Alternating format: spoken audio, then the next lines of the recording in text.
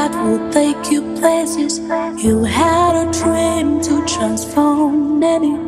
Time won't have a meaning as we make life a blessing. Now is the time, all our dreams come through a time to put our fears away, our time to lay what we were meant to be. Now is The vision for this book came through Michelle about 2 years ago, and after a few months he shared it with me. We started to work on it. Throughout this journey, I have encountered much pleasant information that have given me more faith in the realization of progress in this nation.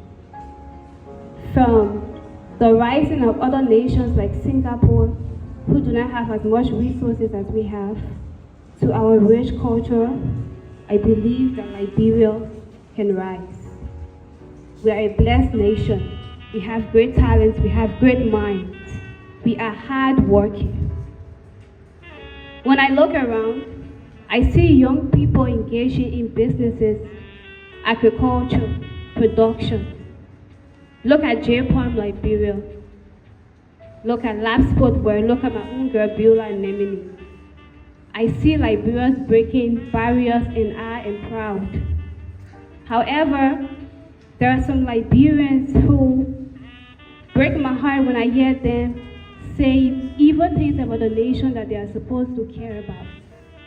There are some Liberians who are still stuck in their negative mindsets, and this has caused serious setback for this nation. There are many persons who say, there are some Liberians who say, Liberia can never become better. There are some Liberians who say, let's just sell the country and move abroad. But I tell you, selling the country and moving abroad is not the solution. Because if we sell this country and move abroad, we'll be the same ones playing TV to come back.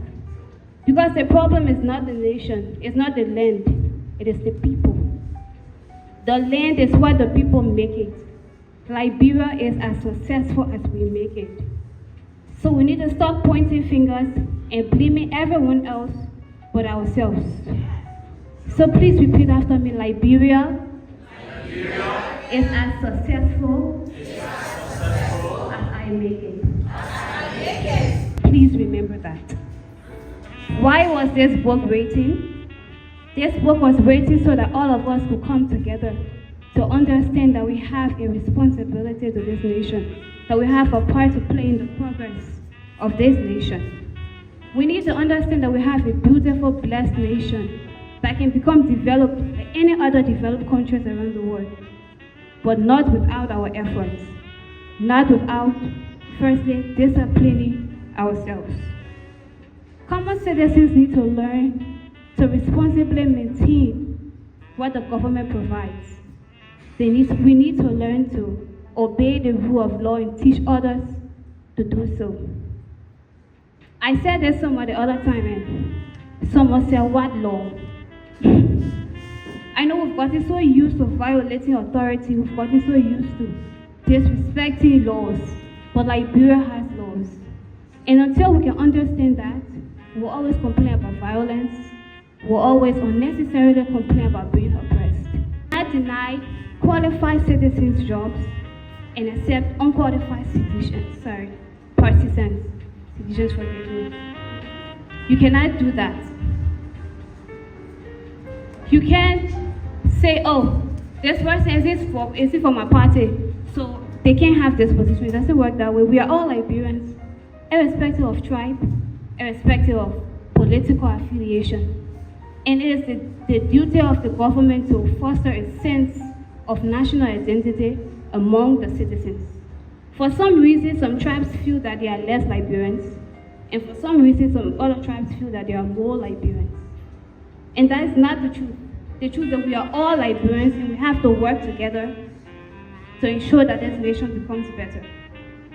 To our government officials, our natural resources are not meant to build your mansions.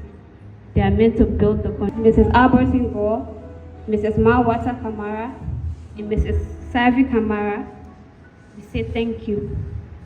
To our uncles, our aunties, Our relatives, we say thank you so much for your support. We could not have reached here without you. To our dear sponsors, we are overwhelmed by your generosity. Thank you so much for sponsoring this project, and we cannot thank you enough.